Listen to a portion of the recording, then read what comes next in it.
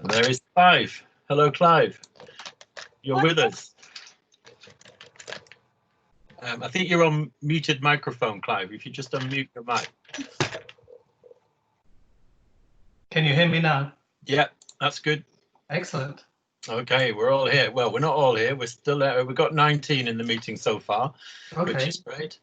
And we've got a couple of guests as well who are non-illustration students. We've got Keris Lacey's here, who's the daughter of our librarian, which is lovely to see some extra people coming in. So we'll just give them a, yeah, you're all welcome. Just a few, like Mel. Okay, we'll just go through a little bit of housekeeping while we wait for people to catch up. Nicholas is inviting some people who are sort of are a bit slow to join us. Just to remind you, Clive, that we're going to record this. Is that okay? Absolutely. And it will be remain for the people in the group and the other students who can't attend. They'll be able to watch it later. Sure. Okay, great. So we better get going. I think we're all ready. Okay, everybody, thank you for joining us on the latest of our Thursday afternoon events here. This week, we've got a very special guest and a good old friend of HCA and the illustration course, Clive Hicks Jenkins. And we've done several things in the past before. I think in the third year will have met Clive before, I think, from a couple of years ago when we did the event in the Museum of Modern Art in Machynlleth with Alan Lee. The others will be new to Clive. We have got a special little variation on the Thursday afternoon here. I'm going to share the screen with you just to give you a quick introduction before Clive takes over. So just bear with me. You should be able to see what I'm seeing any second now.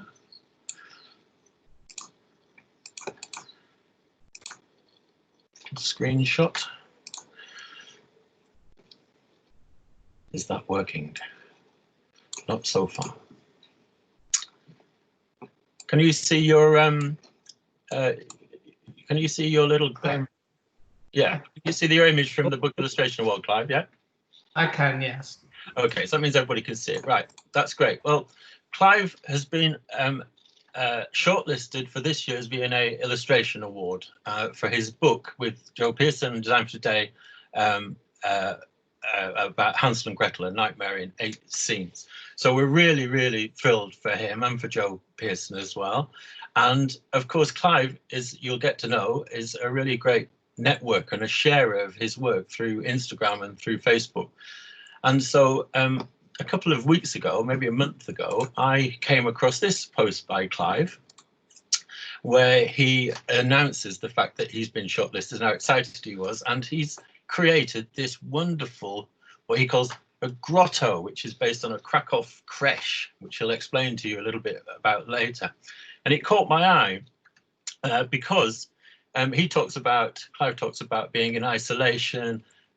He lives out near Aberystwyth in West Wales, and the fact that he was not going to allow that isolation to impede him and his creativity. And he wanted to mark the event of being nominated for this prestigious award by doing something. And he made this beautiful thing. So I wrote to him, I don't forget how it came about, but I said, well, that would be a lovely little project for the students, wouldn't it? I was thinking about this sort of thing. And so we hatched this idea.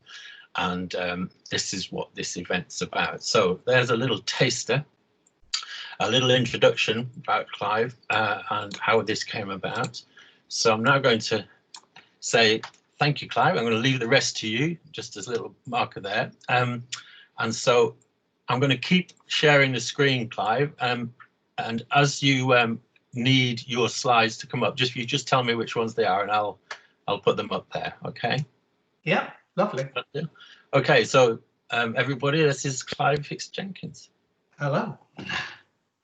I apologize for the fact that the light here isn't very good, but in my study, the window is behind me and I can't do anything about that because the computer screen is very big and I can't turn it round. So yes, working in isolation. the fact is that I live in the middle of nowhere out here in the countryside, and so I'm accustomed to working in isolation. But there is a whole new tone to everything these days because the isolation is enforced, and in fact, I'm not really going out anywhere apart from in the garden. But I found that it's been a fantastic time to be able to get on with work and to get a little ahead of deadlines, which for me are always pressing. The V&A Illustration Award has being shortlisted for it has come as a big surprise to me. I hadn't expected it. It's a delight. And the fact is that the award itself has had to be postponed until the V&A opens again, and we don't know when that will be. But because there are 3 shortlisters for the Illustration Award, I was thrilled, and I wanted to build something in order to celebrate that. And so for a while I've been collecting these little souvenirs that get made in Krakow in Poland. Can you see this if I hold it up? Yeah, we can see that, Clive. Beautiful. That's a very good picture. And these creches are made very simply out of cardboard and tin foil. In fact, in the middle of it, there's a little nativity. On either side, you have these little niches with, I suppose, shepherds and kings in. And in the middle, you have the nativity with Jesus in a manger. But they're made by people out of very simple materials, not made by artists. This is real folk art.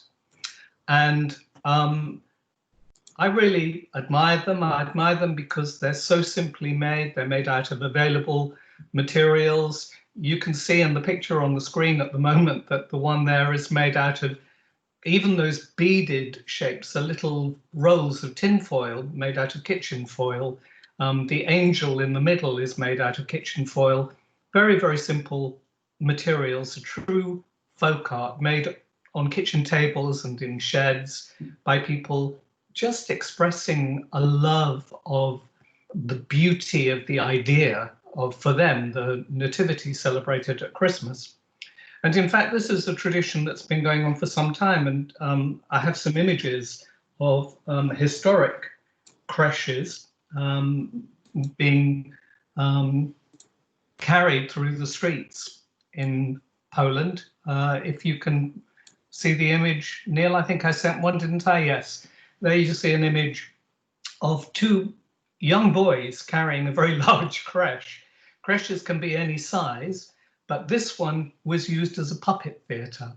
And these 2 boys are carrying it from house to house in very bad weather. They look much too small to be carrying that. They're carrying it through the snow, and they would be accompanying a group of puppeteers who would have given a performance on this creche. And so creches traditionally have been used by the people for the people and have been used in many, many different ways. There's another image of the man who really put the creche on the agenda in Krakow. And he was a bit of a jack of all trades. He was a puppeteer and he was a builder of creches. And you can see him there with his creche, and you can see some little puppets in the bottom of it. So I was rather inspired by this idea that you could make something out of what you had lying around, you know, cardboard and tin foil. I was collecting sweet wrappers and everything else. And I made this little creche that I'm going to put on the screen now for you to see, that you saw earlier. Oh, am I still here? Yeah, we can see you, Clive. Good. So here it is. Neil has got a picture of it, which you can see better, but you get an idea of the size of it here. And I made it out of cardboard, of course, and it celebrates Hansel and Gretel. And you probably can't see in this image very well, but you can see in the one that Neil has got that Hansel and Gretel are inside this little grotto and there's a swan at the front, a swan who carries them on its back. And I've made it absolutely in the shape of a Krakow Creche, a traditional one. And just as a guide to you, I've made a little rough drawing of the shape of these creches so that if you wanted to, you could adapt it to your own uses. I've used it for Hansel and Gretel. You could use yours for anything that you chose, really. Neil is spooling through some images, I think, to see if he can find the little drawing that I did, but we won't worry about it too much because he has it, and I'm sure he'll make it available as a download to you. It's not a plan as such. It just gives you a breakdown of the shapes that you could adapt yourself. So since I've been working as an artist and as an illustrator, I've been making models and using found objects in order to help create the paintings that I make. I'm an easel artist. I make paintings for exhibition. I've been with the same dealer for 25 years. And I'm an illustrator and I'm an animator. When people ask me what I am, I say I'm an artist, but in fact that practice covers several areas. Neil is showing a little toy theatre download that I've made for you that you'll be able to download and cut out and make yourselves if you want to. It's quite small, it's on an A4 sheet. It's just made out of a couple of pieces of cardboard. And the idea is that you could play with something like that and see how you like the notion of making it and maybe then make something more personal to yourselves. So I've been making models and maquettes and things to help me in my work for the longest time, applying them to my work at the easel in the studio and also to my work as an illustrator. And the process is one by which I come to the conclusions of what I want a painting or an illustration to look like with the use of things that help me out. I've always loved life drawing, and I practiced life drawing since I became an artist, but I don't like to make a painting with a model in front of me. I like to draw with a model in front of me, but I don't like to make a painting with a model in front of me. I find a model to be a distraction when I'm getting down to the serious business of making a painting. All I want to do is concentrate on the painting and what's in my head and not on the model. And so my practice at the beginning of my career as an artist was to have a model in the studio, to do lots of drawings, and then to ask the model to leave.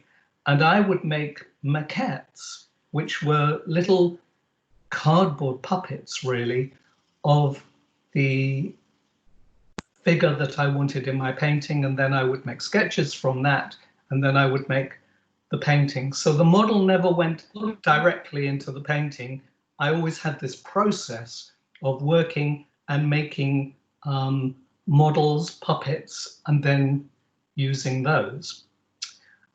And I've done the same ever since. So I'm always making models and characters for paintings and for illustration projects. And perhaps it would be a good idea if I showed you some of the things that I might use in the studio on any given day. And so in Hansel and Gretel, there's a scene where the birds eat all of the breadcrumbs that Hansel has left as a trail in order to get home. And do I go out into the garden and find birds at the bird feeders in order to put into my illustration? No, I don't. I use this little tin toy. Can you see it? Yeah, we can see it, Clive. There we are. To go to some of the slides in the yes, source. why don't you? Why don't you? Yeah, I'll go to the source material stuff, and you can. You'll find it in the Hansel and Gretel file. Well, you put some in here, didn't you? In this. I probably did, yes. There's a moth. Yes, there's a moth that I used. Shall I go through these in order, Neil, and then that will sort of perhaps help Yeah, I to think understand? that would be good. Yeah, because So the we've got moth that we're looking at is a tin toy. This is a doll's house. This is a moth. Both of them are vintage toys, both of which I've used in illustrations. The moth is clockwork. So I'm collecting things all the time, quite cheaply very often. This is an artist whose work I find very, very inspiring. His name was Lionel Feininger, and he was an artist who was very respected as a painter, um, but his delight was to make models, and he made these wonderful models of little houses. He did whole townscapes, and these little wooden figures that he carved, very, very crude, and he used them in his paintings and in his prints and in his drawings. And I came upon his work a long, long time ago and really loved it, was fascinated by that process of him loving toys so much and then using the toys in order to make his work. And he's a very serious painter. He's not known as an illustrator. He's a painter and printmaker. And he always continued throughout his life to make models that he then used within his work. Should we move on one? Okay, so I've been making a book recently in which I've been using all sorts of things that represent dwellings, little houses. The book is called Bird House, and so it's a book of birds and houses. It's a little picture book. And so I've sourced lots of things that I found to be interesting by way of buildings, of which this is one. And then I sourced lots of things that I found interesting by way of birds and put the two together. These are wooden trees. These are wooden building blocks. I collect vintage and contemporary building blocks whenever I can find them. These are some that I purchased in Berlin. This is a little box of building blocks that was given to me by a collector of my work. They're very precious to me. They're German. He played with them. My customer played with them when he was a boy, and his father played with them before that, and his grandfather before that. And he sent them to me and said, I think that you can find better use for them than I can. And so I did, and later on we'll look at some pictures of what I did with those. Shall we move on to the next one? Okay, so this is a toy theatre. When I was a boy growing up, there wasn't much money around in our house, and my parents used to acquire for me these cut-out books that you could cut out and make toy theatres. I think they were considered quite old-fashioned even when I was a boy, but I loved them. And this is a cutout published by Puffin Cutout Books, and it's of Treasure Island. And this one is in the Pollux Museum in London, but in fact I have one in the room next door. So I was making toy theatres from the beginning. I love folk art. I can't really afford to buy expensive folk art, but there's quite inexpensive folk art still available out in the world, and this is some of it. These are little carved and painted wooden birds made in Poland today, and I've been collecting these for some time. I'm a little bit ashamed of how many I've managed to collect. I am an inveterate collector. I always know that things will come in useful.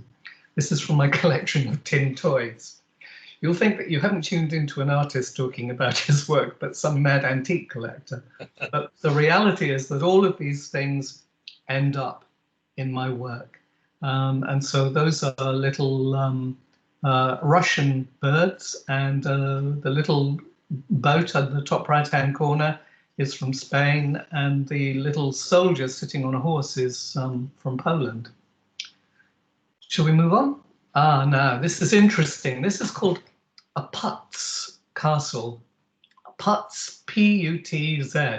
Putz, it's a generic term for a little building made out of cardboard and decorated often with glitter. And they probably originated in Germany as Christmas decorations, but they became incredibly popular in America, probably because of the sort of huge immigrant community there of Germans. And the interesting thing is that back before the Second World War, most of the putz houses and castles and cottages that were being sold on the American market were being made in Japan, of all places. And so this is a putz castle. At the time that it was made, it would have been sold very cheaply, a sort of cheap Christmas decoration made out of cardboard and glitter. And I have a bit of a thing for putz houses and castles. I think they're rather wonderful, and I've taken to making things like them myself. I find that these miniature worlds translate very well into my work. This is another toy dating, I think, from the 1960s, and a company called Kittycraft, who made this rather wonderful toy, which is a box with a lid, and when you open the box, you have all of these elements to make a harbour, a toy harbour, and you can see that the layers of land on which the buildings stand, they're all removable. You can put them together in different configurations, and so you can make the water different shapes. You can see the top of a lighthouse in the bottom right-hand corner. I have two of these, one that belonged to my partner Peter's family, and one that was given to me by the publisher Joe Pearson, who knew that I loved these toys so much. So I have one for a harbour and one for a village, and I use them all the time. And you'll see this particular toy in some of my illustrations. Should we move on? Neil? Yeah. Can we move on to another image? Yeah, I've got the Variety Theatre there. Is it? Can you not see that? Ah, yes, I can see it now. Yes, that's the Variety Theatre. So this was a toy of my childhood. I think my parents would have bought it in Woolworths at the time. You can see it's Treasure Hour Puppet, book number 5, and you could cut it out and make a toy theatre. This would have been one of the first toy theatres that I ever had as a child. And if we go back to me, Neil, can you show me on the screen? I can, I think. Just take me a second. I can show you the book itself, or I can show you another version of that toy theatre, because of course the original one I cut up. Can you see me? Yeah, we can see you. So here it is. I've got the one that I cut up, but then I got this one later to replace it.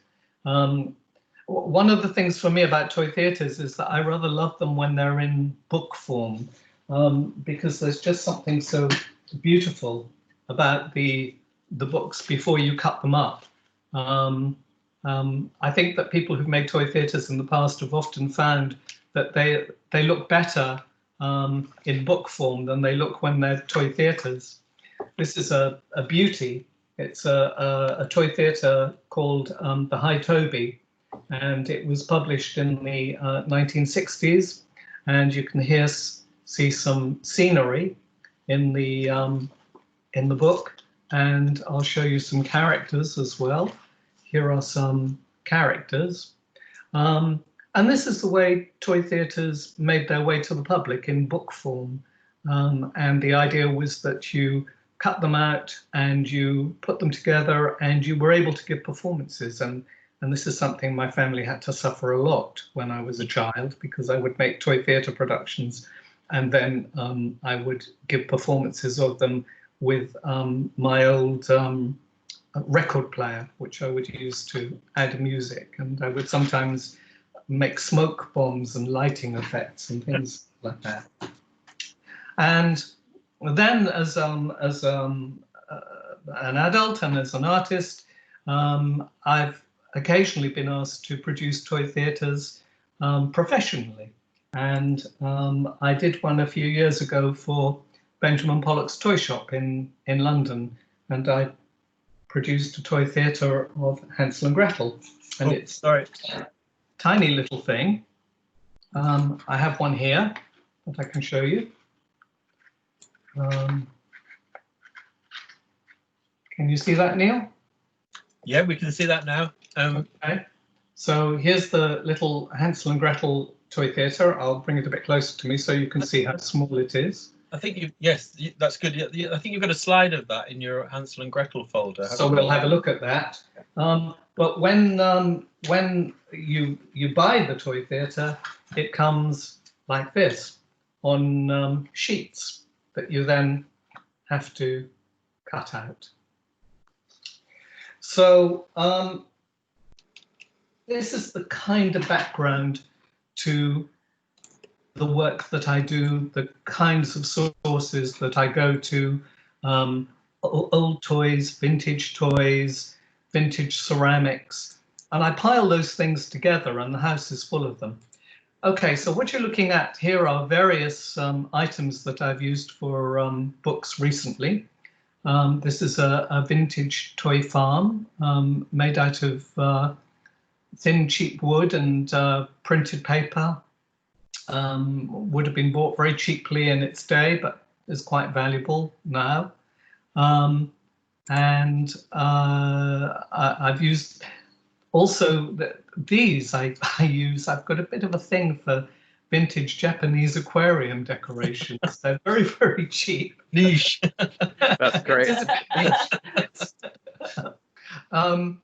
But they work really, really well for me. There's something childlike about them, something that is very unsophisticated. And as a child, I had an aquarium, or I had a goldfish bowl in which I put weeds and goldfish and made all sorts of interesting landscapes underwater.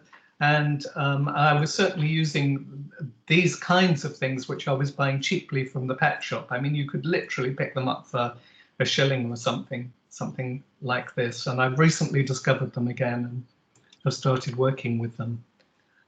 So what else have we got here, Neil? Oh, we've got your other 3 slides, which I thought were up there, but the folders. But hang on. Don't worry. Yes, it's okay. So you've got Birdhouse Story, Hansel and Gretel, or La Belle et la Bête. Shall we look at Hansel and Gretel first? Sure. I'll have to go back. That's not the first slide, is it? So we'll go back to the beginning. That's the first slide. So bring that up onto the screen. There you go. That was the theatre you held up before, wasn't it? It was. So this Hansel and Gretel has been a bit of a subject for me for quite a long time now. I've been working away at it in various versions. So this was the toy theatre that was a commission from Benjamin Pollock's toy shop in London. Benjamin Pollock's toy shop has had a reputation for, you know, well over 100 years of being a place where you can buy toy theatres. And you could buy antique toy theatres there, but also contemporary ones. And there are some artists working today who specialize in making contemporary toy theatres, and I'm one of them. So this was a toy theatre I made for Benjamin Pollock's toy shop. It was sold as a kit, still is sold as a kit, and it comes in a folder. It's quite small, but it's absolutely workable. I made it so that it worked really well, and you can build the stage with the proscenium arch, and there are 6 scenes and a whole set of characters, and it even comes with a little play script. From making that, I was approached by a production company who asked whether or not I'd be interested in working on a stage production of Hansel and Gretel that would be a piece of music theatre with a contemporary composer and a contemporary librettist. And I decided that I would like to do that. And so the Benjamin Pollock's Toy Shop Toy Theatre made an appearance in the stage production of Hansel and Gretel. But because it was so small, we filmed it and projected it onto the stage. Once the toy theatre had been made, I found that I was using it in all sorts of ways. I like to make assemblages to try out ideas. And so here you can see the Benjamin Pollock's Hansel and Gretel Toy Theatre. On the left, there's a vintage original toy theatre puppet, just a flat piece of printed cardboard. And sitting on the stage, there's a paper dog made by a friend of mine who's an artist who works in paper crafts. And so I assembled all three things together to make St. George and the Dragon. So there's St. George on his horse with his sword, and the dog is the dragon, and he's sitting in the mouth of his cave, which is the toy theatre. These are just whimsical things. They don't normally see the light of day, these assemblages. They're things that I make for my own entertainment as I work my way through ideas. But I show them here to you because they can show you process of thought. For the stage production of Hansel and Gretel, we used tabletop puppets, and there's an image of them that Neil will be able to show you now. We saw it briefly. These tabletop puppets, I designed them. Here they are at an early stage before they're costumed. And I worked with a puppet maker, a Czech puppet maker called Jan Zalud, who's also an automata maker. And he's a very good friend of mine. And I'd wanted to work with him for years. So I produced these designs. He made the puppets. And these are the puppets that represented Hansel and Gretel in the stage production. They're just amazing, Clive. It's just, they're beautiful, aren't they? It's they're so melancholic, and well, it's a melancholy story, really. And Simon Armitage, the poet laureate, was the librettist on the production. And it is a very, very sad story. These two children who find themselves on their own in the world. Simon updated the story so that the children were refugees, hadn't been thrown out by uncaring parents, but were trying to escape the bombs. So Simon had written a very elegiac and tender story, and I wanted the puppets should represent that. So when the stage production was drawing to a close, it toured for 9 months, Simon Armitage, the writer of the libretto, asked me if I would like to work with him on a published version of the libretto. So Hansel and Gretel moved forward another stage. And I approached Joe Pearson at Design for Today, and Joe Pearson agreed to publish the book. And I did the illustrations for it. I did all the illustrations in black and white in separations, and then we colored the separations digitally. This is a detail of an illustration before we started to color it. And although you can't see in this illustration, the image is made in layers so that we could add different colors to different layers of it. Can we go on to the next one? So here's a picture of that tin toy bird that we were looking at earlier. She's Russian, by the way, and when I wind her up, she sings. She's got a little pair of bellows inside her, and she's sitting there in a toy theatre. And the card is a publicity card for the book that Joe published. So here we have a tin toy Russian bird looking at a picture of herself. Shall we move on to the next image? Yeah. Clive, before you talk there, Clive, I'm just struck with something that I heard you say the other day. Yes. When you make some of your older paintings, where you made some beautiful still lives from a few years ago, and then you're showing us all these examples of things that you've collected and that you use in your work, and that you talked the other day about how grateful you were to the designers of these toys and the makers of these things, because you felt that you were getting something for free in your work that you already knew and trusted was beautiful in order to put it into your own work. Is that, have I interpreted that correctly, what you were saying, that the fact that you're borrowing from these wonderful things all the time, and that you express your gratitude for the wonder of the design of them. I think that the paintings that I make, and indeed the illustrations, are an expression of appreciation for the objects that I love so much that I'm using. I don't always represent them exactly as they are. I play fast and loose, but I do feel very, very confident with the material. And so just in the way as maybe in the past an artist would say, this is my model, this is my muse, this is the man or the woman who I most love to paint and who inspires me most. My muses are multiple, and they are the many things that I surround myself with, whether they're toys or whether they're ceramics, or whether they're toy theatres, because I do understand them and feel confident with them, and know where I'm going when I start to work with them, because I always find that when you work with things that you understand and that you love, then they mean more. You're whizzing through some images there which show clearly how this model gets translated into an initial drawing, and then those are the two end papers for the book. So if you look at the picture of the toy, the original toy, you can see that there's the bridge, there's the little buildings, there's the water, and you can see the ship sailing into the harbour. And then when you look at the preliminary drawing for the end papers, which is that drawing there, you can see how I put that together. It doesn't look like the toy anymore, but you can see elements. If you look to the top right-hand corner, you can see the lighthouse, you can see that simplified bridge, you can see the ships.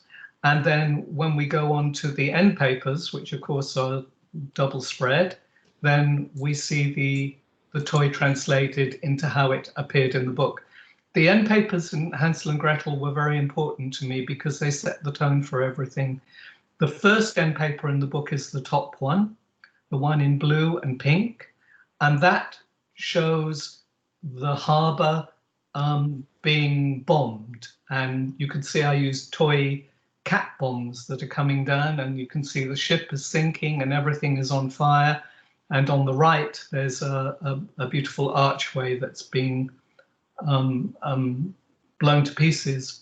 And then when we get to the end of the book and we get to the last end paper, we see just how sad that first image is, because we see the place as it was before it was bombed. And that's really what the book of Hansel and Gretel, that's its beginning and its end, because these children come from a war-torn community, and at the end of the book, I wanted to show what it was that had been lost, the beauty of the community and the town, and how everything had been blown apart. And in fact, that tower on the right, at the bottom one, is made out of the blocks from the set of toy building blocks sent to me by my Dutch friend, Matthias. So I'm always using things that have an emotional impact for me, because I think that those things that have emotional impact can then work really, really well when you're making an illustration where you want the illustration to have emotional impact. Sometimes I love going to a friend who's an artist and asking them to make something for me. And for the illustrated book of Hansel and Gretel, I went to my friend Chloe Redfern, who's a textile artist, and I sent her a little German Lebkuchen biscuit of a gingerbread house, and she made this version of it for me in felt and beads. And if we move on, we'll see how it appeared in the book, I think. There should be an illustration, and there it is, you see. And so there's a kind of double emotional impact here, because not only do I love the part of the story that Simon has written where the children talk about the gingerbread cottage in the woods that they found, but also I'm using a commissioned piece from a friend whose work I really love, and everything becomes collaborative and has a feeling of how can I put this? It feels like more than making an illustration. It feels like the whole thing is a kind of an act of love, of working with people who you love working with. I love working with Simon Armitage, the author. I love working with Joe, the publisher. I love bringing in other artists to work with me. Chloe, in this case, making the little gingerbread cottage.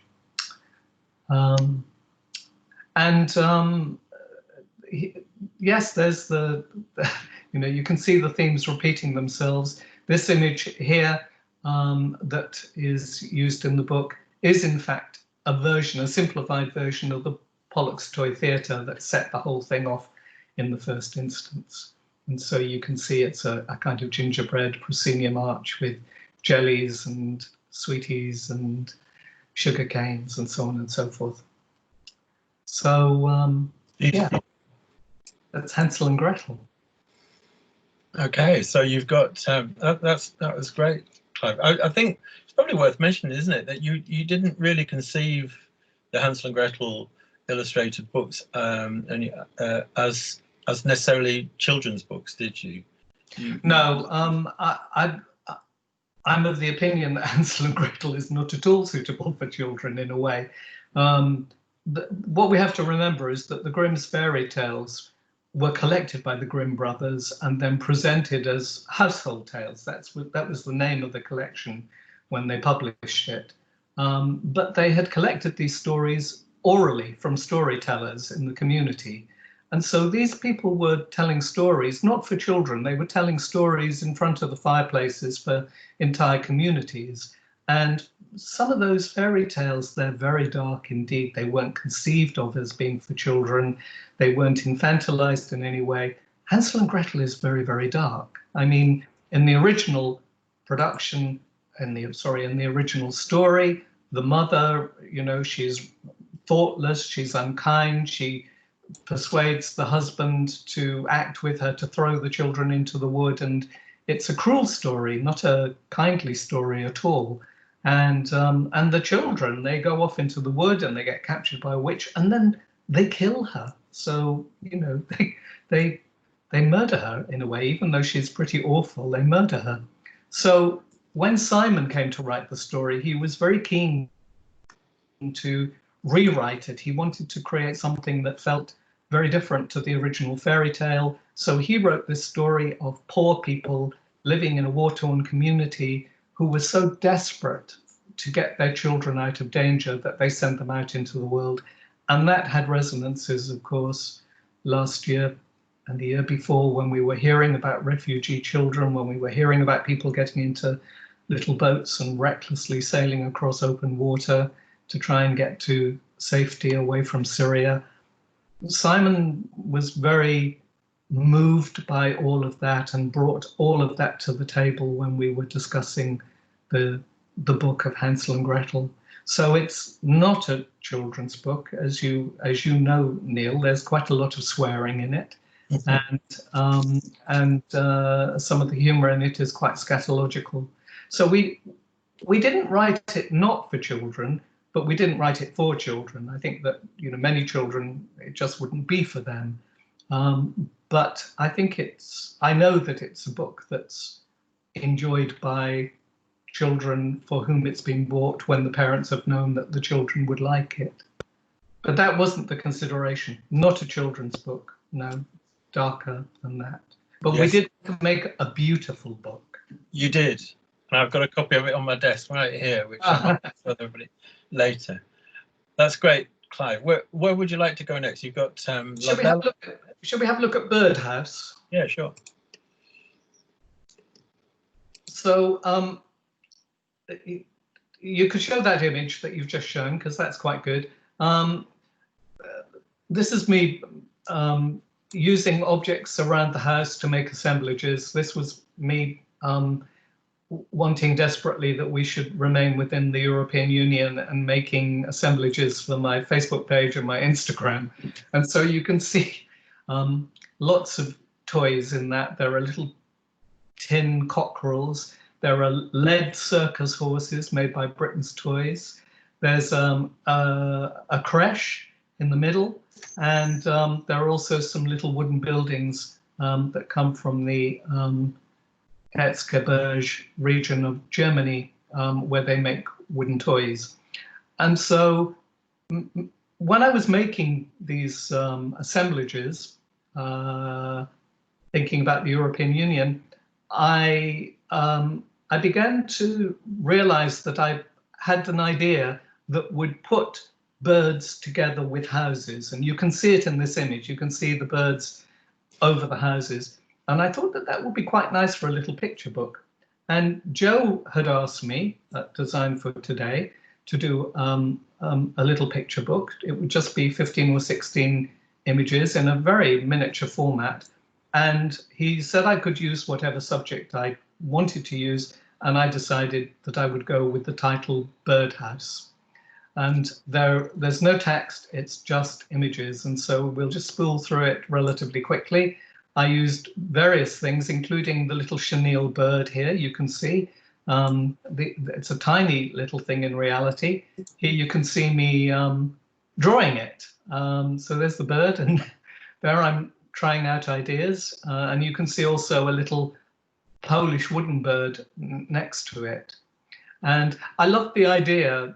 I was going to call it originally the Palace of Birds, but then I just liked the idea of bird and house put together as two words, and that the house could be anything. It could be palatial, or it could be sweet and whimsical.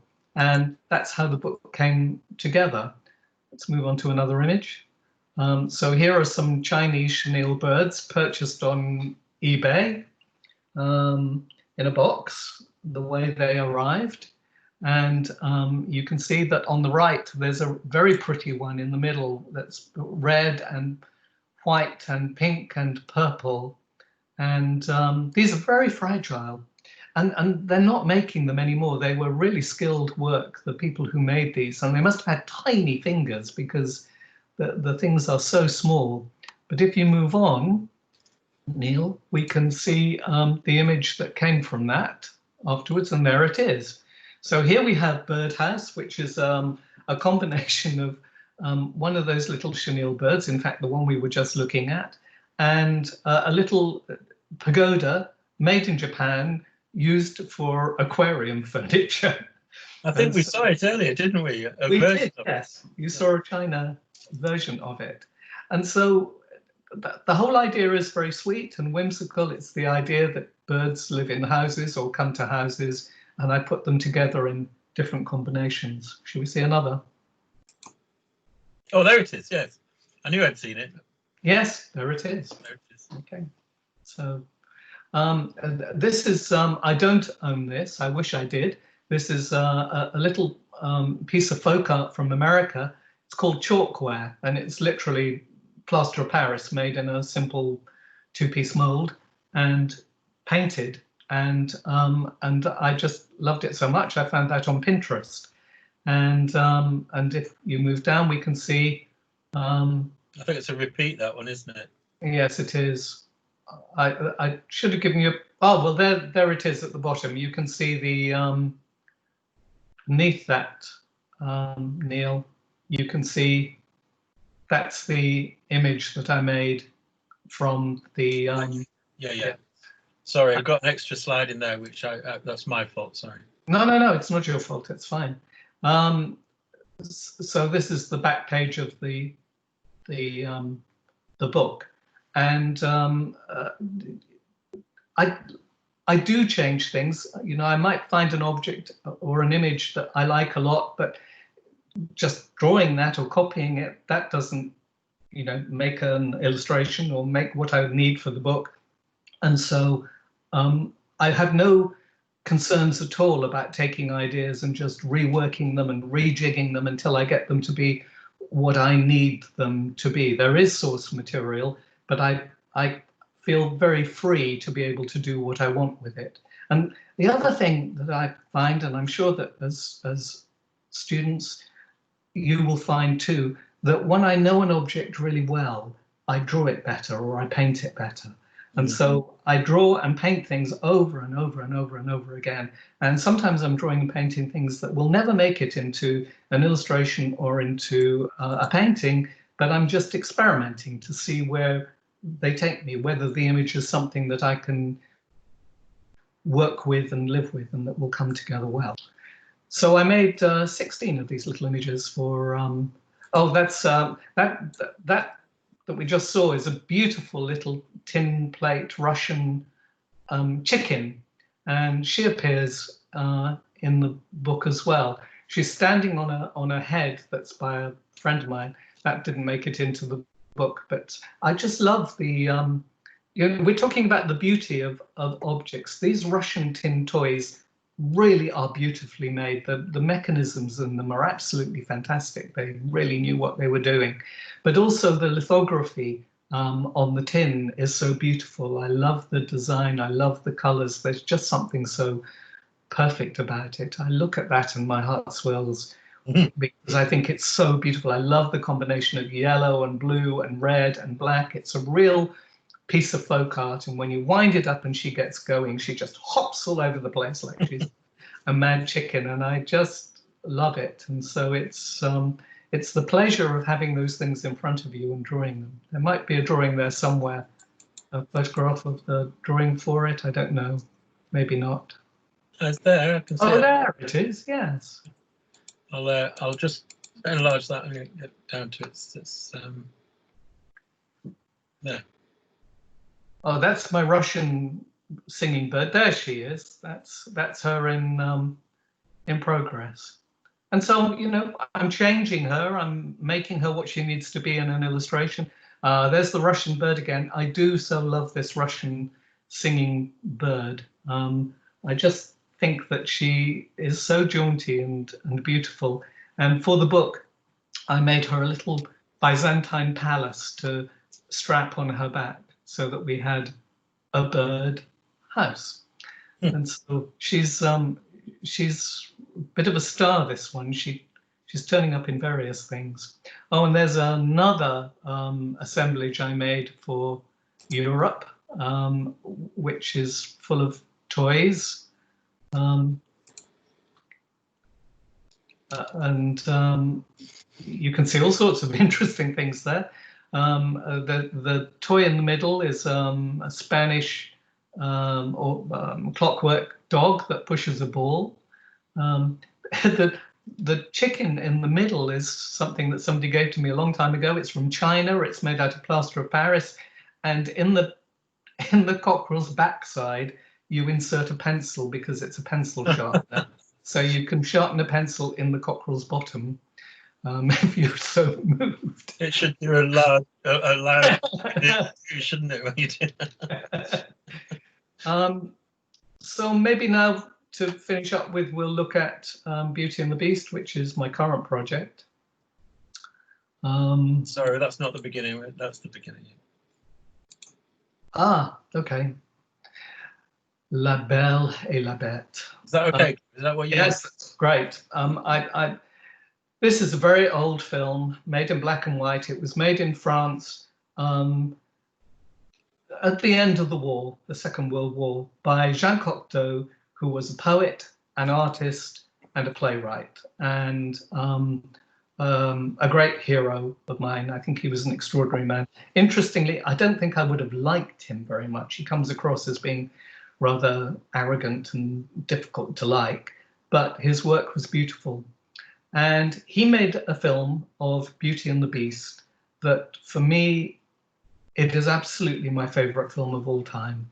I just adore it. And I think it's complex and dark. And I saw it when I was very young, very impressionable, and it remained with me. And it's remained with me, and I carried it through a lot of my work with me. This is a still from the very front of the film, where Jean Cocteau himself is writing the title of the film and the cast onto a chalkboard. It's as simple as that. He just writes it. You see him come into shot, his hand comes into shot, and he writes that. The story of La Belle et la Bête is, of course, Beauty and the Beast. Forget the Disney version, forget the live action version and the cartoon version by Disney.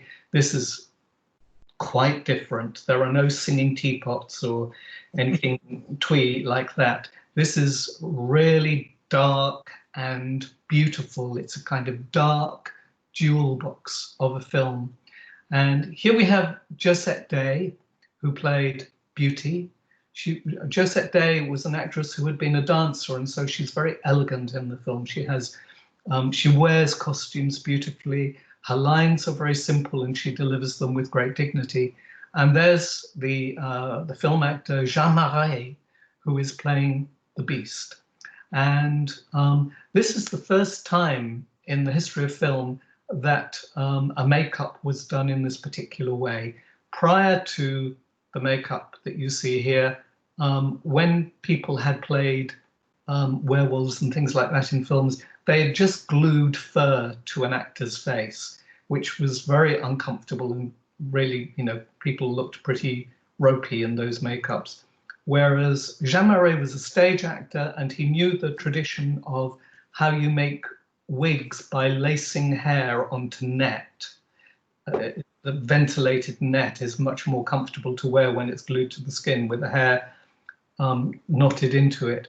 And so the makeup for the Beast in this film was really a series of applied pieces of net that had hair knotted into them. And it meant that his face was very flexible beneath the makeup. It wasn't like a mask.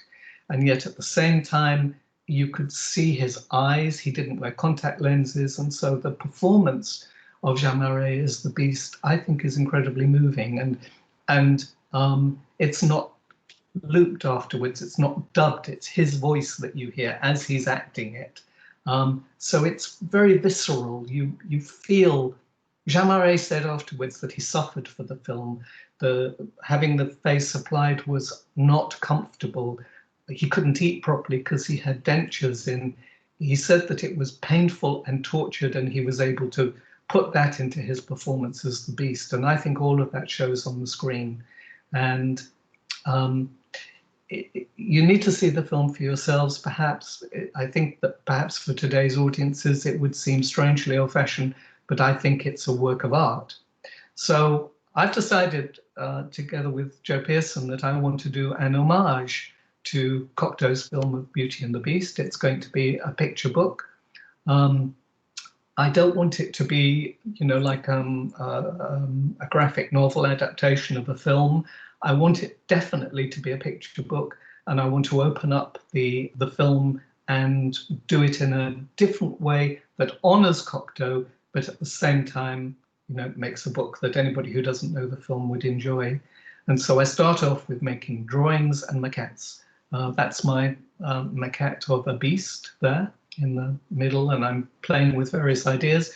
One of the things that became absolutely clear to me is that you can't just take stills from the film and copy them and make a book and have anything that would be worth looking at. Everything has to be rethought and redesigned. The way Jean Marais looks on the screen is wonderful, but that doesn't necessarily translate perfectly to an illustration. So I'm at the moment going through all these processes of redesigning and reconfiguring.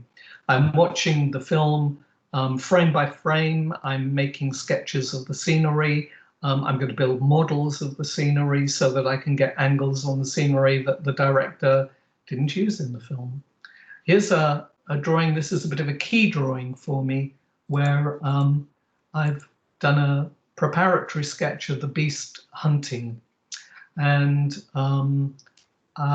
this was the first of the preparatory sketches I did, where I felt as though I was really beginning to find the kind of dynamic that I wanted for the images. One of the things about the film is that, you know, there was no CGI.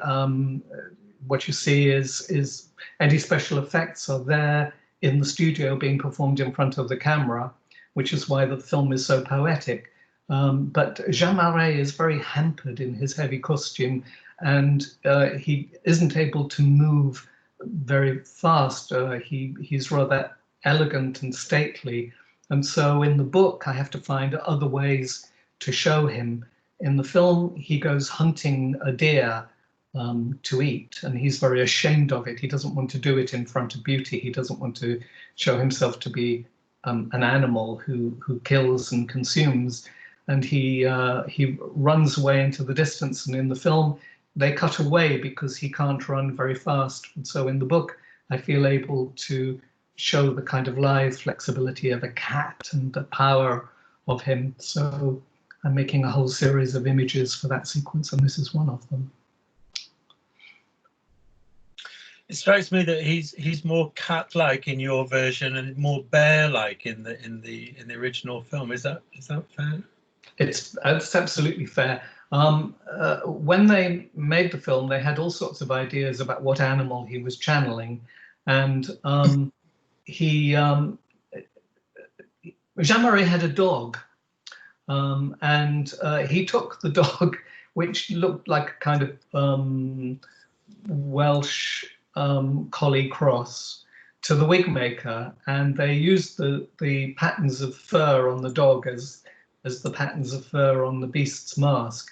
But I do feel that he looks more like a teddy bear in the film, but his performance takes it beyond that, and so you go with it. But for me, in an illustration, I have to find something else, and I want to find something more leonine, more cat-like, and indeed something much more threatening. This particular image I like a lot because the head is small. This is an image that has really carried it forward for me, because here I was looking at a hyena, and the great powerful jaw of a hyena and the kind of speckling of it, I felt worked very well. But I still want to retain the round ears of the original character in the film, because that's so much a feature of it, and also the mane. And so, it's I think I'm going through the same kind of process as designers go when they're reinventing superheroes for the next franchise, cinema franchise. Batman started off at one point looking like a man in his underpants, and now he's in this sort of fantastic suit. And I'm doing the same kind of thing with Jean-Marie. I'm trying to reinvent him and turn him into something that is more suitable for today, more suitable for a book. So here's my maquette of the beast, still undergoing changes, and here he is about to pounce on a hapless stag. And here I've used two maquettes, and I'm playing with the shapes, positive and negative shape, to try and find my way into what will be a composition for the book. The book is going to be square in format, and so the images will be square or double square. And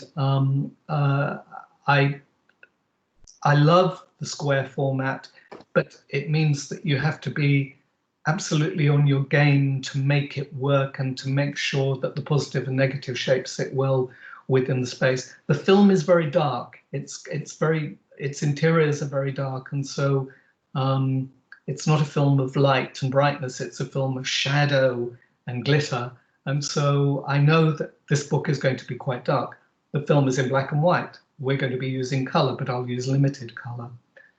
So all of these are things that I'm playing with at the moment, and having the maquettes helps me think through those things better. Find the shapes. Jean-Marie's costumes are very iconic.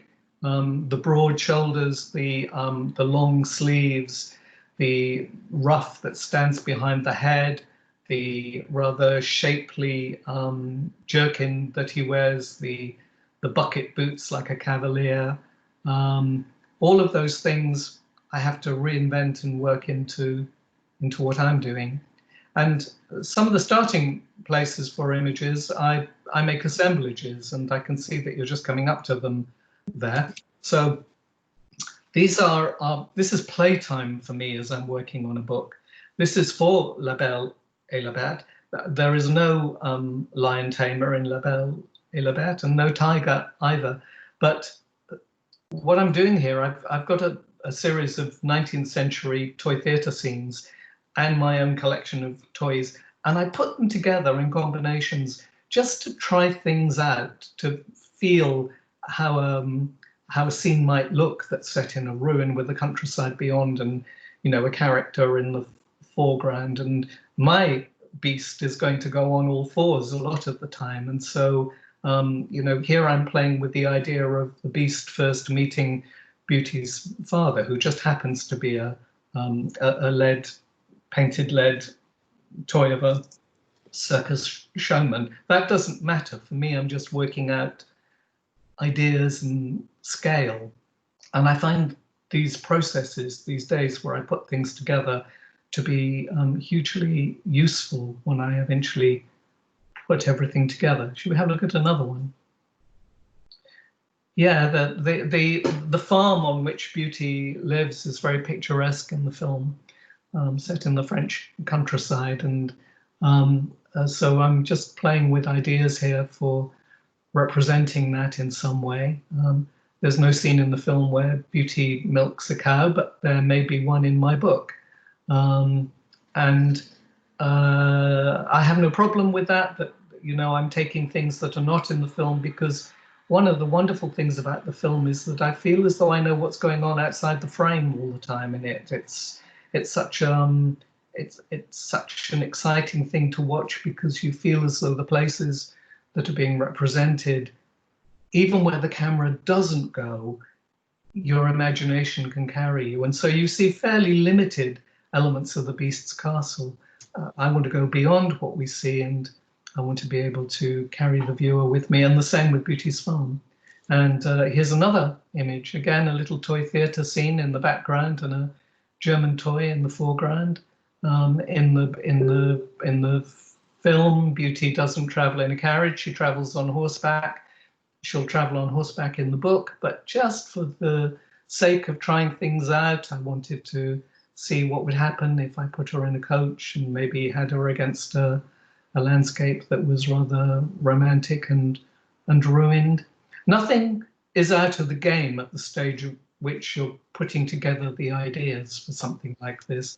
You have to explore everything. I don't tie myself down absolutely to the film. I let the film kind of be a part of me, and then I flow with it and get creative.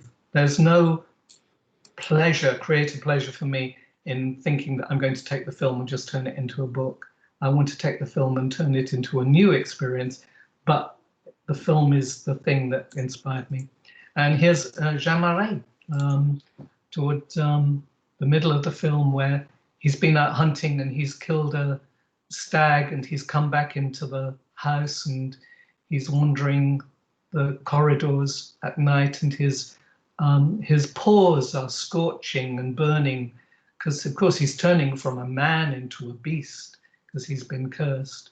And Beauty comes out of her bedroom and she sees him walking down the corridor in this terrible state, and she looks at him and she says, "Go clean yourself up," because she's so dismayed by the look of him, and he stumbles off into the darkness. So this is a dream project for me. It's the film I love best. It's one of the fairy tales I love best, and I just feel as though I feel I was made for this project. And also working with Joe throughout 2019, you know, we got confident with each other of what we were trying to do. I work with Joe's designer, Lawrence Beck, and Lawrence is a wonderful collaborator to work with. He cleans up my artwork, and he did a beautiful text, designed a beautiful text for Hansel and Gretel. So really Hansel and Gretel, and indeed Birdhouse, have paved the way for Beauty and the Beast. And Beauty and the Beast is one of my 2 lockdown projects. Another one is working with Simon Armitage on his translation of the medieval poem, The Owl and the Nightingale, which I've been commissioned to illustrate for Faber and Faber. So most of what I'm doing in lockdown is illustration work. I haven't gone to my easel. I've got too much on by way of illustration that I'm really fired by, and that I'm enjoying enormously.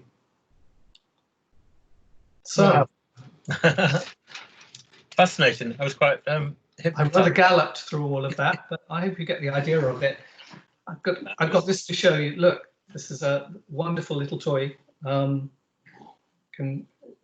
is the camera working? Can you see me holding it? A little slow on my computer, but I'm sure the others can. Yeah, I can see that. Yeah. It's a German toy, again from the Erzgebirge region of Germany, Black Forest, and it's if I show it like this, you can see that it's made like a sort of scissors, and then when you hold it sideways, it's a goose girl, and she's got a tree and some geese, and when you open and close the scissors, the geese get closer and then further away again, closer and further away again. We talked about that Father Ted thing the other day, didn't we? We did, yes. And it's that kind of craftsmanship and whimsicality and delight that I just love so much. I'm sure there's going to be a goose girl and a herd of geese in Beauty and the Beast. I won't be able to resist it. Well, quite. Well, that's the great thing about taking a classic story, isn't it, and seeing it through the eyes of another artist, how they interpret it and how they want to communicate their ideas about what it could be. I think that there's something wonderful about taking a story that people think they know and then being able to do something new with it. We all love to hear the old stories. Children at night will, beg for the same story over and over again because we love the familiarity of those well-chosen paths. I read certain books that I love over and over again, watch certain films that I love over and over again. And so I think when the artist can come along and take that ground and reclaim it and turn it into something that's interesting and provoking, thought-provoking, your work, to a degree, it has already been started for you because we're dealing with archetypes, and you can either go with those archetypes and then surprise people, or you can go against the archetypes. I think that for me, storytelling is everything. As an artist, I've always been a narrative artist. I've always told stories. I can be, easily swept up by the beauty of a painting that doesn't have to mean anything. But I'm most stirred by storytelling, and it's why I drift between the easel and illustration all the time. And when I get the bit between my teeth with a story that excites me on all levels, I can't stop working. I mean, this lockdown, I know this lockdown is difficult for many people and it's stressful. But for me, being able to just batten down the hatches and work is wonderful. I go to bed thinking about it and wake up thinking about it. And it's a really exciting thing to wake up in the morning wanting to do your job. Yeah, and of course, illustrators and artists, they're quite good at isolation, aren't they? You work on your own. Not just you, but we work on our own, and we come out. We have an exhibition, share what the product of our labour is, and to celebrate it in short bursts, don't we? Really, or a publication or something like that. So I think we probably ought to be a bit more resilient than most. I think in our profession. Yeah, I think that we probably are more resilient. I think it's difficult for people who are isolated by themselves. That's not a great situation to be in. But yes, I mean, I live in a very isolated spot here. We're out in the middle of the countryside. It's a 20-minute drive to the nearest town. And I do feel isolated here, even when we're not in lockdown, particularly in the winters. But I also find that if I weren't isolated, then I wouldn't be working the way I do. So it has been more of the same for me, really. Peter, my partner, is forever saying, well, not now because we don't go anywhere now, but in the past he's often saying, you know, shall we take this weekend off and go somewhere? And I'm always saying, no, no, no, no. I just want to be in the studio working. I want to see through these ideas. When you get that kind of impetus, you know, there's no stopping it. You just have to keep on with it. Brilliant. Thank you, Clive. My great pleasure. Does anybody want to ask anything? Yeah, I think Nicholas has been in charge of the chat room. There may be one or two questions or so. Nicholas, over to you. Is there anything anyone wants to ask Clive? None yet. Joanne Lacey, our librarian, says they're excited to see the Bella Labette book. I suspect we'll get a copy of that in the library. Yes, well, I'm not quite sure when it'll be out. It won't be this year, but I think it's very likely to be next year. Cool. Okay, I might follow up with a few things. It's designed for today's 5th birthday, isn't it, coming up? And it is, yes. There's a new catalogue coming out. So There Joe posted this morning on Instagram. There's going to be lots of freebies and all sorts of exciting things. So I'll make sure for us all to look forward to. So perhaps we could just... Sorry, Clive, go on. What's extraordinary about Joe is that he's a one-man show. I mean, you know, he's a publisher and he's publishing extensively, but he's not, you know, like Penguin or Faber and Faber. He's one man in his office in the house, and he's very hands-on. I mean, because all of the work is design-based, he's very hands-on in the process of how things turn out. He's a bit of a hero in this day and age. Somebody with such a vision for what books can be, and who holds in honor the great traditions of the 20th century and book illustration. I mean, you don't get many of those to the pound.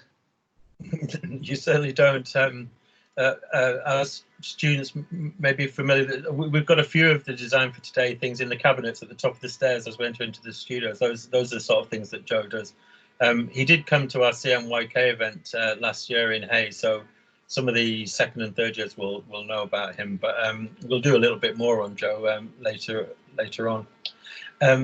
That's great. So just to maybe finish, we did want to set a little task, didn't we, for our students? So really, if we go back to right to the start, where you made this grotto about to celebrate, based on a Krakow Creche, we thought it might be nice if our students did the same thing and celebrated their own work or their own isolation or their own creative space by creating one of these small shrines, grottos, or creches, or whatever you want to call them. So we've set it as a sort of summer project for everybody. We thought it would be quite nice if people stuck with the isolation thing and just selected things that were lying around the house, things that were, you know, could be recycled, like you mentioned sweet papers before, and tin foil, and maybe beads and fabrics and string, to sort of maybe paper mache possibly, and to make their own sort of celebration of isolation in a way. What do you think? I think it's a great idea. I mean, I set out originally to make a creche. I intended it to be, you know, to look like one of the Krakow ones, with sweet papers and what have you. Yeah, that's it. Because I just think there's something so delightful about them. Aesthetically, they're very, very pleasing. But when I got working, mine became much darker and more gothic, and I used my desktop printer to print out some images from Hansel and Gretel, and I found an old Christmas card that was covered in glitter. And I cut that up.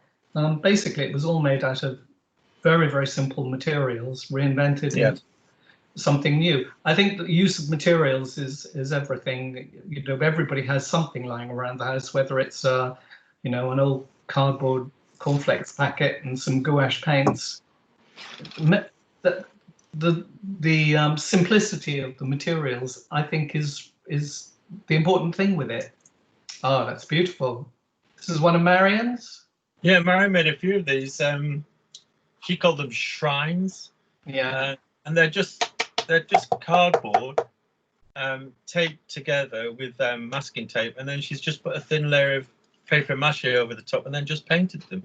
These Sure. came about because she did a ceramics course at in London, and all her stuff kept blowing up in the kiln, and she got very frustrated. So she thought she'd make something that wouldn't blow up, and she could, you know, get the colours that she wanted and all that sort of stuff. It kind of launched her career in a way. It's such a simple little thing, you know. Bit of a Day of the Dead vibe going on there, isn't there? She was very much influenced by Mexican folk art, yeah.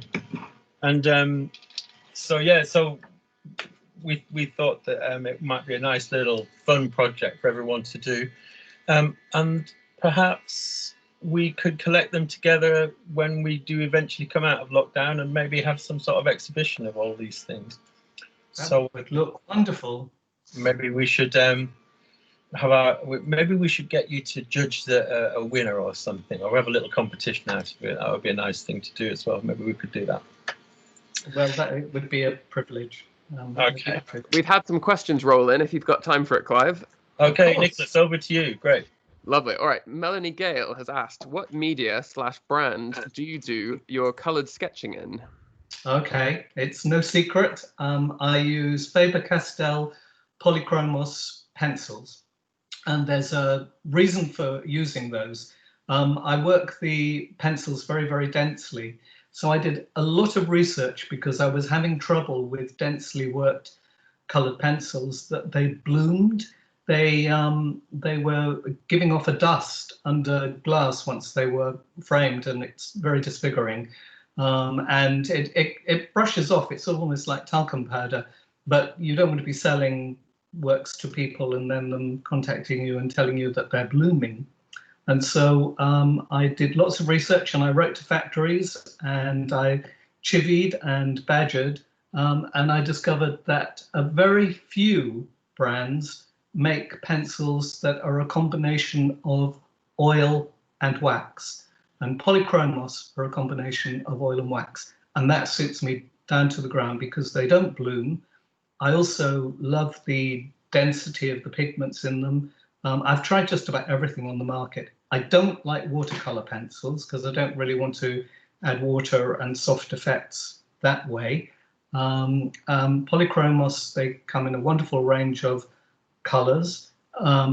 They just suit me down to the ground. So I've used Polychromos now for 6 years, and I've got nothing bad to say about them, and they don't pay me for saying that. And I use a slightly toothed cartridge paper, so you get a kind of granular effect with them. Cool. That's a great tip. Thank you. Well, I posted a link in the chat to those as well. So there you go. So you can find them. All right. Martha says, where do you look to find all of those wonderful items that you collect? Well, is this Martha? Yeah. Martha, I'm very old. I've been around a long time, and so I've been collecting things all my life. Some of the things I had as a child. Some of them are things that people have given to me. But, you know, eBay is the most fantastic place for finding things these days. And so I found, sometimes you find remaindered stock on eBay. These boxes of Chinese chenille birds, like I say, they don't make them anymore. I think the factories that made them no longer produce them. But occasionally on eBay, you get remaindered stock that were on shop shelves or left in dusty corners. And so I was able to acquire quite a few of those. I always am alert to things that are coming up for sale. I look around. I'm quite thrifty. I have a very limited budget. But when I see something that I think is going to work for me, I dive and I get it. And it means that I live in a house that's rather overstuffed with things. But, you know, also you'll find, I think, that if people begin to know what it is that you like and what you like working with, then people keep an eye open for you. And I have to say I'm very lucky because people contact me all the time and say, look, I've got this and, you know, I don't want it anymore. I'm thinking of throwing it away or thinking of trying to make sure it goes to a good home. And so, I get little packets of building blocks or a puppet in the post or something like that. I have friends who look out for me. So, yeah, I think if you're alert to the things that you're interested in and then follow it through, if you find that you're interested in something that you would like to use within your art, then chase it up. Look online. It's fantastic. These days you can find almost anything online. Finding it at the right price, that's something else. But I'm a bit of an inveterate collector, so I'm looking all the time. And people sometimes point me in the right direction as well if they notice something that they think that I'd like. Thank you. Yeah, I mean, first years, you do a project next year that's based on your own collection of things, and you start to kind of develop a voice built around your own collection. So that's good advice to start thinking about now, I think. That's great.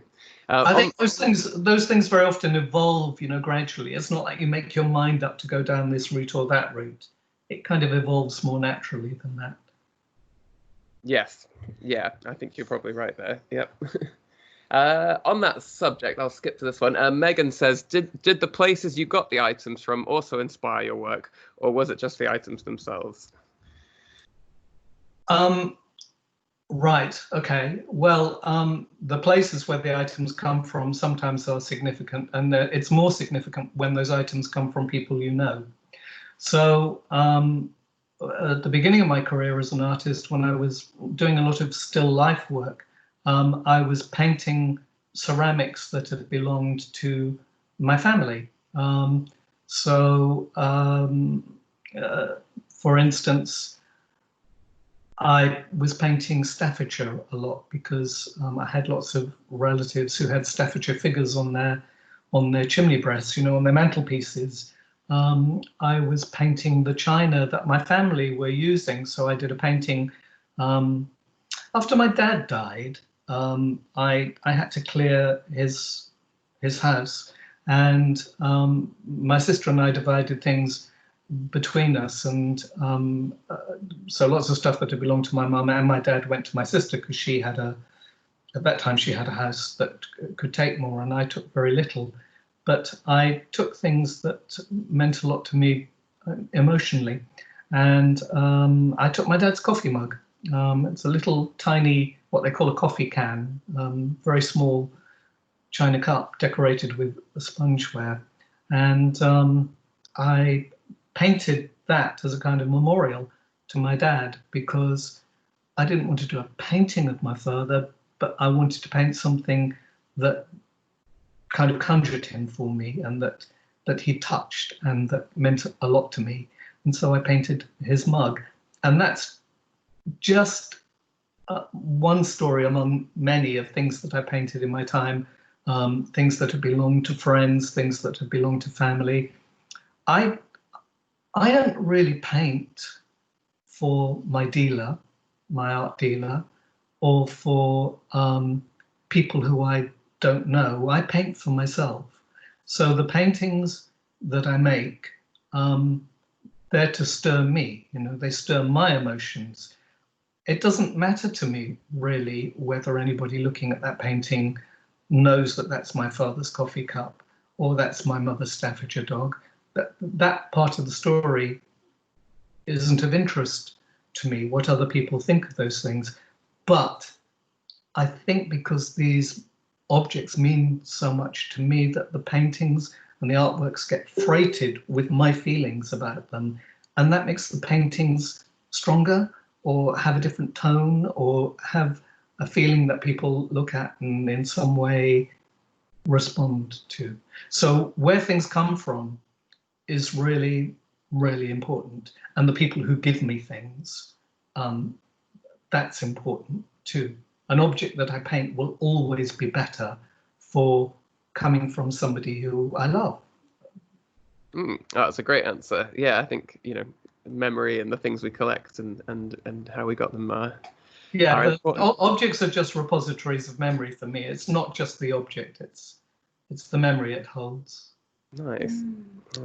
Okay, we've got a couple from Simone. So Simone says, do you find that creating the assemblages helps you to have a steady workflow to your work because you can see it physically? Yes, I do. It also, I can't emphasize enough the role of play in work. I think play is incredibly important to development. Not just, play is important to the development of young animals, of children, but it's also absolutely crucial to the development of an artist. And I realize that play is really important to my process of work. And so even when I have endless deadlines, even when I don't know whether I'm coming or going because I've got an exhibition heading my way and I don't seem to have time to do everything, I find the time for play, because out of play comes all the serious stuff later. So those assemblages you saw, although there was a meaning behind them, because I feel very het up about leaving the European Union and I feel very strongly about those things, even though those little assemblages that I was doing of scenery and toys for Beauty and the Beast are just very playful, they may not end up as images in the book. The process of putting things together, arranging them, lighting them, putting the camera in front of them, all of those things are really, really significant. And even though sometimes I say I don't have time for this today, I do find time for it because it all feeds in to the work eventually. I think that you can't always be just having the project. You have to have all of the things that surround the project. And making those assemblages, I'm making assemblages around the house all the time. I might be photographing them, I might not, but I'm constantly changing things. In our sitting room next door, there's a bookcase with a very wide top to it, and it is crammed with lead toys and little tiny toy theatres and origami and bits and pieces.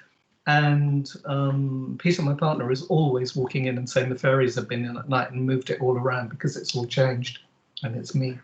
I'm constantly making little arrangements of ideas, playing with it, making it's theatre in a way, feeds into the work. Oh, that leads on beautifully to a question from Hannah Jones, who I think you had a bit of a kinship with in a love of theatre. Right. She Hello, says, Hannah. Yeah. She says, why was it that toy theatres influenced you so specifically? Did you get the same excitement about live theatre on a large scale, or was it the miniature scale that made them so attractive to you? Well, I never went to a theatre until long after I'd had toy theatres in my life. Theatre came later for me. My first career was in the theatre. I went to ballet school. I left Wales and went to ballet school in London when I was 13. And I think up until then, I'd probably been to the theatre once in my life. We knew an actor. My parents knew an actor. His name was Bill Mylan. He gave me a box of toy theatre sheets when I was very young. And they were Benjamin Pollock's toy theatre sheets, black and white. They're called penny plain. I didn't get a theatre from him. They were just scene sheets, not even character sheets. I think they were just scene sheets, and I coloured them in. And then I started cutting them out, and I got Kellogg's cornflake pack and made a little stage for myself. And so right from the beginning, I was making toy theatres before I'd even seen a theatre properly. And then my parents noticed that, and they started buying me cut-out books that had toy theatres. I think that there's just something utterly magical about an aperture that draws you in and that you look through. And I think that in some ways it might have been why I became a painter eventually, because I just loved the idea of the frame that you looked into and that you got sucked into, and that, everything was within it and that it focused your concentration. It's like opening a beautiful book. And there is also something of the peep show, looking through and seeing layers and layers. I love a stage in miniature. you're quite right. There is something about miniature worlds that's enchanting, whether they're miniature houses or miniature stages. I love being drawn down into those worlds. And even though my career was on the stage, or a large part of my career was on the stage, where I was in the real thing with big proscenium arches, the bit I always loved best was the model box. You know, when you get together with the designer and the producer and the actors, and you go into a room and you look at the model box of what you're going to put onto the stage, because that's really the guide for the production, where we all get to see how it's going to look. My friend is the opera and ballet designer, John McFarlane. He's probably the most successful opera and ballet designer in the world, and he's recently done a new Swan Lake for the Royal Birmingham Ballet, and he makes the most beautiful model boxes I've ever seen in my life. They are just exquisite, and he lights them, and he has smoke on them, and he takes photographs of them, and those are the things that guide the scenic departments and so on and so forth into making the productions. And I love John's productions on the stage, but I love his models even more, because there's something that you can own within a model or a toy theatre. You know, it's sort of just between you and it. When you sit in an audience and watch the theatre, it's you and an audience, and they might be irritating as hell, but it's you in a sort of communal situation. But with a toy theatre, it's just you. It's wonderful. Does it sound weird? No, not at all. I think it was nice that there's lots of parallels between, you know, the frame of an illustration and the, you know, a stage and a toy theatre and a model for a stage. Hannah says absolutely fascinating, might be a project for me there. Yes, and an aperture doesn't have to be rectangular, you know, it can be anything. A peep show aperture is a little circle. I don't know whether the students will know about peep shows. They were a 19th century invention, and they were sort of like a concertinaed book that you pulled out and look through one end, through an aperture at one end, and you get this fantastic diminishing perspective. And so you know, it works very, very well with things like they did one of the Great Exhibition, you know, this incredible glass building, and you look through a little hole and you can see layers and layers and layers. It's a version of toy theatre, but I just get lost in them. We have toy theatres all around the house. Many of them I make myself. Some of them are historic ones, but I just find myself gazing raptly at them. You know, forget the television. I'll just stare at a toy theatre all night. That's great. I've just posted a link to the V&As. They've got a big collection on their website of apertures. Yeah. And Neil says that's a huge link to a search for John McFarlane stage set models. Yes. Yeah. Yes. Oh, he's posted a link. Yes. Yeah. I just posted a link to some examples of the models that you were talking about, Clive. Ah, good. He's when I worked in the theatre, long before I ever knew John McFarlane, when I was a young director, there was only one designer who I had my heart set on working with, and that was John McFarlane. But he was always so way beyond my budget. I never did work with him. But he also is a painter as well as a stage designer, and we got to know each other because we both show with the same gallery. And now he's a really good friend.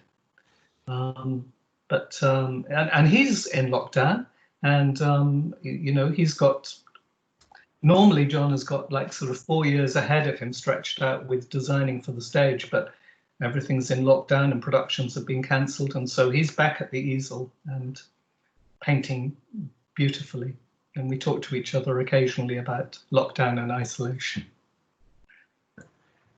I wondered if you'd heard of someone called Bodies Isaac Kingeles. No. Oh, they're an African architect. Right. I'm not sure they've ever had a building made, but they work entirely in you know, kind of miniature architectural models using everyday materials, and they're really beautiful. I'll send you a link after. I'm going to post some in the chat, but it just... Oh, please do. I mean, architectural models come into all of this because you know, model making in architectural practice is really significant and important. I want to suggest something also that sort of falls into my love of toys and animation, and that is you might give a link to the students for the film made by the Eames. You know the Eames, the husband and wife who did furniture. Yeah.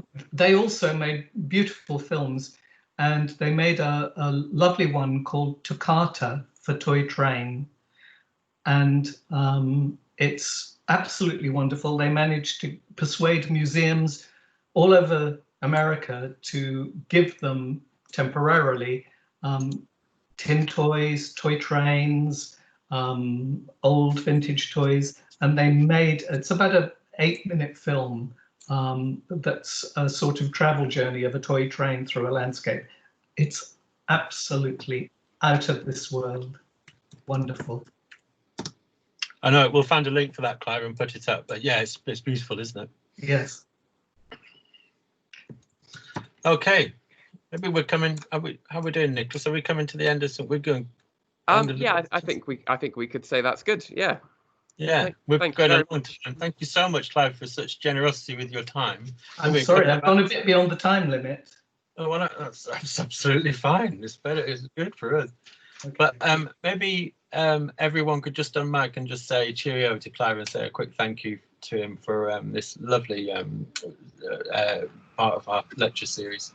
Thank you, Clive. Thank you. Thank you. Thank you very much. Thank you very much. Thank you. Thank you. Ah, how sweet. It's been my very great pleasure. And if there are any questions or advice or help that I can give anybody, then Neil will facilitate that and tell you which direction to go to find me. I'm always very, very happy to be in touch and listen and give advice or praise. For those who don't know, Clive's a great networker, and he's so generous with explaining his work in progress and stuff. So I think, Clive, you better brace yourself for a few more Instagram and Facebook followers. Well, that will be a pleasure, but tell them to always tell me who they are, because I'd like to know. Okay, great. All right. Well, thank you ever so much. That was really kind of you, and we'll speak soon. Indeed. Lots of love. Bye, everybody. Bye all. Cheers. Thank you. Bye. Thanks again. Bye. Thank you. Bye-bye.